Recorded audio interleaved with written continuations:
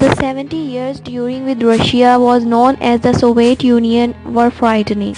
No were so many Russian citizens, but throughout the world, many Americans in the particular were afraid that the Soviet development of nuclear weapons meant the imminent destruction of the country.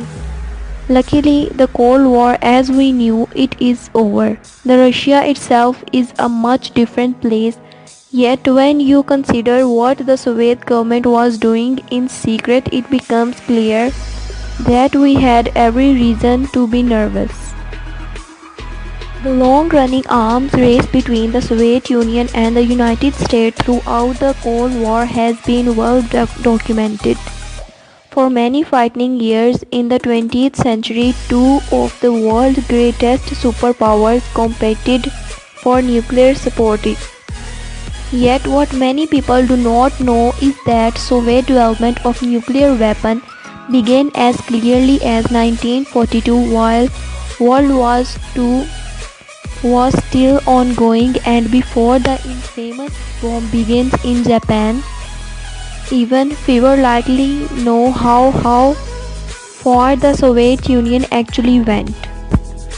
It was not until 2 weeks after August 6, 1945 when the atomic bomb that were dropped on Hiroshima and Nagasaki, Japan, effectively ended the war, that the Soviet government decided to wrap up its efforts to match the United States in terms of atomic weapons. A team of experts led by the People Consumer of Internal Affairs Laboratory Beria pictured was established with a massive budget. They were tasked with quickly developing nuclear weapons that would rival the United States. On August 29, 1949, they performed their first successful test of an atomic bomb. Soviet nuclear research hardly ended there though. With that came an increased need for plutonium, so two special plants were concerted, yet there was still one problem.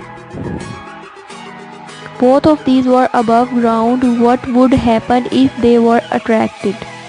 In 1950, Beria wrote a letter to Joseph Stalin himself describing the need for a facility in the mountains region of Karashika-Karai. It would be located deep underground to protect the plutonium and other dangerous material. The dictator obligate and soon combined number 815 began construction.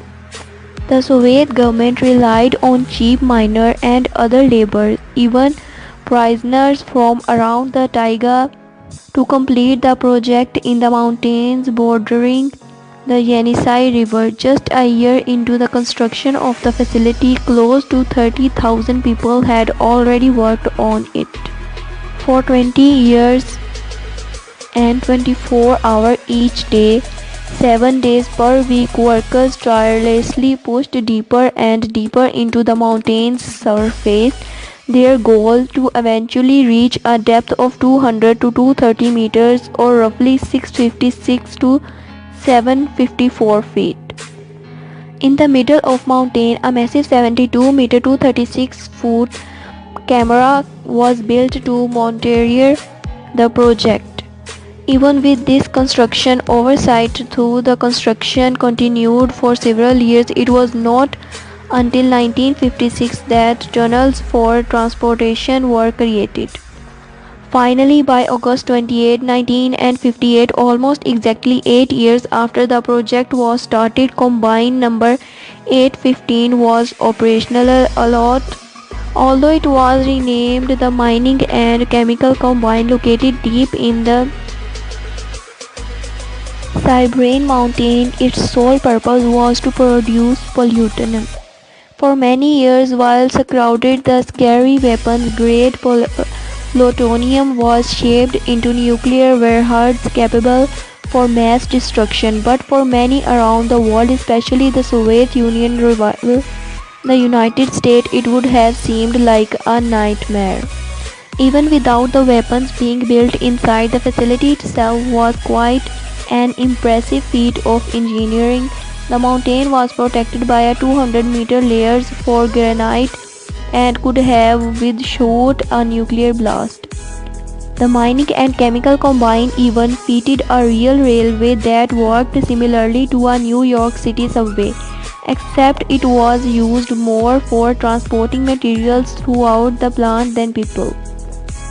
The mining chemical combination was located near Zelezongornosk, a closed city in Krasnoye Krai that was forbidden for ordinary Soviet citizens. It was actually surrounded by barbed wire to keep strangers out. The region known as Kryosik 26 was largely kept secret from the Soviet people until the start of Glasnost era in the late 1980s, when the government made a greater effort towards transparency before it was not even shown on official map. So what strangely, while Ziozorsk was closed, it was reportedly not an uncomfortable place to live. The entire project was well financed and the living quarters offered homes that were typical of other Soviet houses of the day. As a matter of fact, those living in Zelezongorsk may have had it even better than their fellow cities in the rest of Soviet Union. They had plenty of food, department stores to buy just about, and even a lower crime rate. Of course, it was difficult for non-resistance to move freely through the region's borders. Plus, could not remain a secret forever. The CIA even published reports about the secret plutonium facility somewhere in Karosika as far back as 1962.